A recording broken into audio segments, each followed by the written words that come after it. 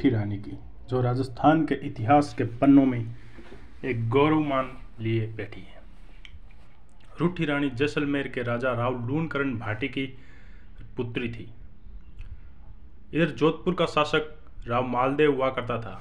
मालदेव एक उत्तर भारत का उस समय प्रतापी राजा माना जाता था। मालदेव राजस्थान के अनेक हिस्सों में आक्रमण करता और जीतता, जैसे मेड़ता, बीकानेर, भाद्राजून, और इसने जैसलमेर पर भी आक्रमण किया और जैसलमेर के राजा ने इसे संधि कर ली। फिर उन्होंने सोचा कि मालदेव तो दोबारा भी हमला कर सकता है, तो इस कारण जैसलमेर के राजा ने मालदेव के पास अपनी पुत्री का उमादे का रिश्ता भेजा। उमादे बेहद सुंदर राजकुमारी थी। मालदेव ने रिश्ता स्वीकार कर लिया और फिर मालदेव बारात लेकर आया, बड़ी सी बारात लेकर, और जैसलमेर आया।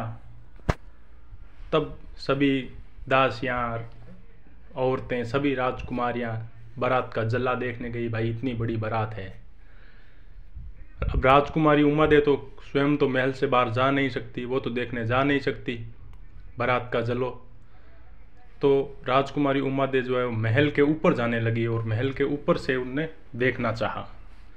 तो जब वो ऊपर जा रही थी तो सीढ़ियों के पास ही उसके माता पिता का जो कमरा था, तो उसने अपने माता पिता को बोलते हुए सुना। तब राव लूणकरण भाटी अपनी पत्नी को कह रहे थे कि मैं आज फेरों के वक्त मार दूंगा मालदेव को, वह अकेला आएगा फेरों में और मैं उसे मार दूंगा।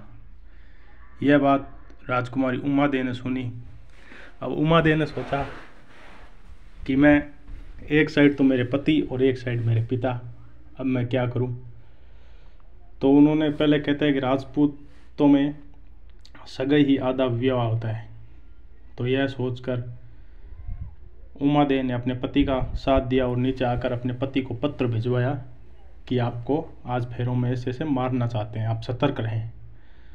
मालदेव ने कहा देखो रानी हो तो ऐसी। फिर मालदेव ने अपने चुनिंदा सैनिकों को कहा कि आप जब मैं फेरों के लिए जाऊं तोरण मारने, तो आपको बस ये काम करना है कि लूणकरण को अंदर नहीं आने देना है।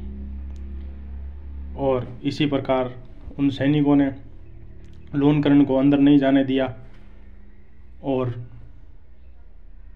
मालदेव ने विवाह पूरा किया। लूणकरण ने अनेक बहाने बनाए, विनती की कि मेरे को कन्यादान करना है। उन्होंने कहा कन्यादान तो कोई भी कर सकता है। इस प्रकार लूणकरण को अंदर नहीं जाने दिया। फिर जब विवाह हो गया तो उमादे ने कहा कि मैं मेरे साथ इस दासी को ले जाना चाहती हूँ, जो दासी थी भारमली। भारमली बचपन से ही उमादे के साथ ही खेल कूद कर बड़ी हुई थी। तो उमादे ने यह इच्छा जताई। पहले विवाह के साथ दास दासियों को साथ में भेजा करते थे दहेज के रूप में। तो भारमली जो दासी है वो उमादे के साथ आई। और फिर सुहागरात के ही दिन शाम को जब मालदेव आया अपने कक्ष में, तो उमादे रानी उस टाइम तैयार नहीं हो चुकी थी। रानी तैयार हो रही थी। रानी ने भारमली को भेजा कि जा राजा को बोल कि अभी मैं तैयार हो रही हूँ और मेरे को कुछ टाइम लगेगा, आप रुको। मगर मालदेव था नशेड़िया आदमी, नशा किए हुए। भारमली जो बेहद सुंदर दासी थी, जब यह बात रानी उमादे को पता चली तो रानी उमादे ने कहा कि ऐसे पति का तो मैं मुंह आज देखूं न कल देखूं। और रानी उमादे फिर वहीं से रूट कर अजमेर तारागढ़ में चली गई। वहां जाकर रहा और आजीवन उन्होंने मालदेव का मुंह नहीं देखने का एक प्रण ले लिया, वचन, जिसके कारण हम आज इतिहास में उन्हें रूठी रानी के नाम से जानते हैं।